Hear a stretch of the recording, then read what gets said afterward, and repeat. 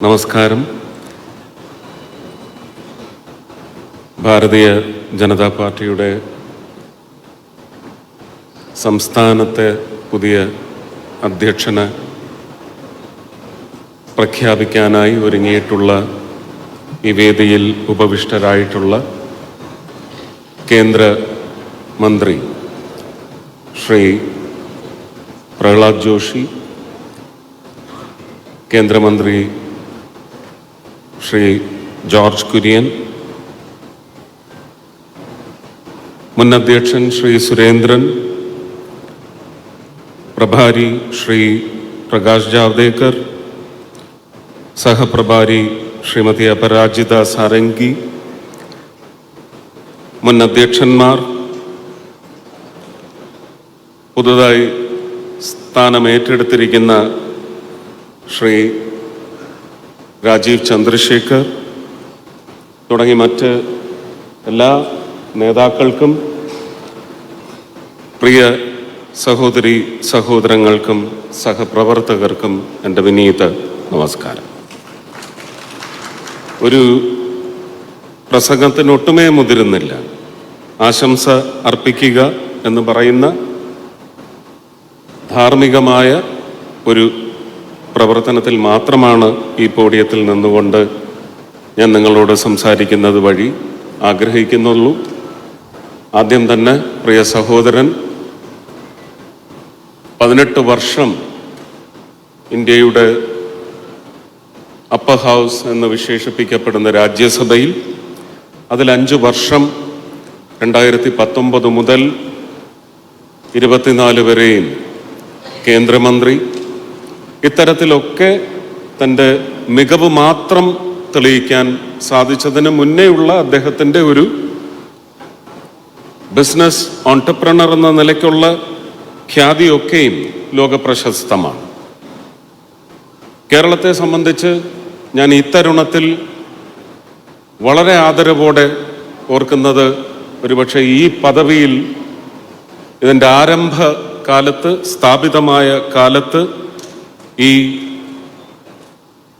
കസേരയ്ക്ക് അന്തസ് ചാർത്തി നൽകിയ ശ്രീ ഒ രാജഗോപാൽജി, അതുപോലെ തന്നെ സ്വർഗീയനായ ശ്രീ മാരാർജി തുടങ്ങി ഇങ്ങോട്ട് ശ്രീ സി കെ പത്മനാഭൻ, കൃഷ്ണദാസ്, കുമ്മനം രാജേട്ടൻ തുടങ്ങിയുള്ള മറ്റ് അധ്യക്ഷന്മാരെല്ലാം തന്നെ ശ്രീ വി മുരളീധരൻ ഈ ഒരു പദവിയിലേക്ക് എത്തുന്ന ഒരു മുഹൂർത്തം സൃഷ്ടിച്ചിട്ടുണ്ടെങ്കിൽ അവിടെ നിന്ന് ശ്രീ വി മുരളീധരൻ ഈ പ്രസ്ഥാനത്തെ എത്രമാത്രം കരുത്ത് പകർന്നെടുക്കാൻ അണികളെ മുഴുവൻ സജ്ജമാക്കിയ ഏറ്റവും മികച്ച ഒരു അധ്യക്ഷൻ തന്നെയായിരുന്നു. ഇത്തരുണത്തിൽ വിലയിരുത്തലോടെ, അന്ന് ഞാൻ പാർട്ടിയിൽ ഇല്ലാത്ത ആളാണ് എങ്കിലും വിലയിരുത്തൽ നടത്തുമ്പോൾ നമ്മളത് ഓർക്കാതെ പോകരുത്.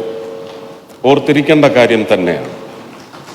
സുരേന്ദ്രനിലേക്കും അതിനു മുമ്പ് കുമ്മനം രാജേട്ടനിലേക്കും ഈ ദീപശിഖ കൈമാറുമ്പോൾ അതിൻ്റെ തിളക്കം വർദ്ധിപ്പിച്ച് തന്നെ പൂർണ്ണ അന്തസ്സോടെയാണെന്ന് സഹോദരൻ ശ്രീ രാജീവ് ചന്ദ്രശേഖറിലേക്ക് ഈ ഉത്തരവാദിത്വം, എല്ലാവരും പറയുന്നു ഭാരിച്ച ഉത്തരവാദിത്വമാണെന്ന്, ഞാൻ അങ്ങനെ കരുതുന്നില്ല.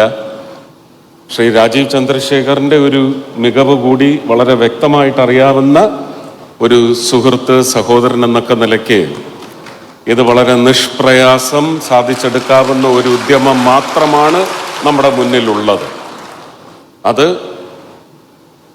നമുക്കിതിനു മുമ്പ് പല ഘട്ടങ്ങളിലും വളരെ വ്യക്തമായി കണ്ട് മനസ്സിലാക്കുവാൻ, അനുഭവത്തിൽ നമുക്ക് പകർന്നെടുക്കുവാൻ സാധിച്ചിട്ടുള്ള കാര്യമാണ്. തിരുവനന്തപുരത്തെ ഒരു 3 മാസം നീണ്ടുനിന്ന തെരഞ്ഞെടുപ്പ് പ്രചരണത്തിലൂടെ മാത്രമല്ല, ഒരുപക്ഷെ ഒരു സംസ്ഥാന സമ്മേളനത്തിൽ, അതാരുടെ സമ്മേളനമെന്നൊന്നും പറയാൻ ഞാൻ ആഗ്രഹിക്കുന്നില്ല, ഒരു വിലയിരുത്തൽ വന്നതിനെ സംബന്ധിച്ച് ശ്രീ സുരേന്ദ്രൻ ഇവിടെ പരാമർശിച്ചെങ്കിൽ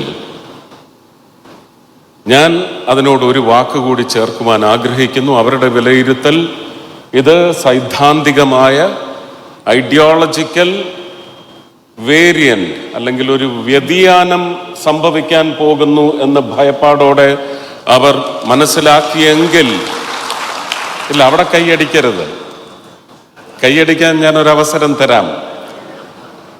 ഇത് സൈദ്ധാന്തികമായ ഒരു തയ്യാറെടുപ്പ് കേരളത്തിലെ ജനത അതിശക്തമായി നടത്തിയെടുത്തിരിക്കുന്നു, തയ്യാറായിരിക്കുന്നു.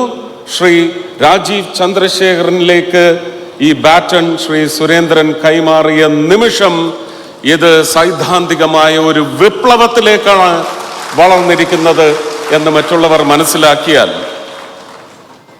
അത് മനസ്സിലാക്കി അതിനുള്ള പ്രതിപ്രവർത്തനം തുടങ്ങിയാൽ മാത്രമാണ് നമുക്കിതൊരു വലിയ ചലഞ്ചായി മാറുന്നത്.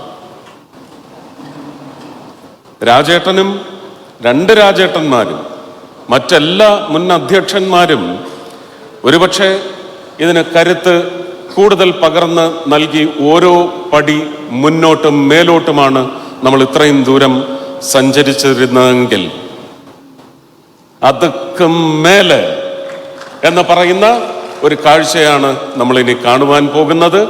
നമുക്ക് പല പ്രദേശങ്ങളും കേരളത്തിൽ എടുക്കുവാനുണ്ട്. ആ എടുക്കുവാനുള്ള തയ്യാറെടുപ്പില്ല. അത് ശരി, ആ വാക്ക് കേട്ടാലേ നിങ്ങൾക്ക് ത്രസിക്കൂ അല്ലേ?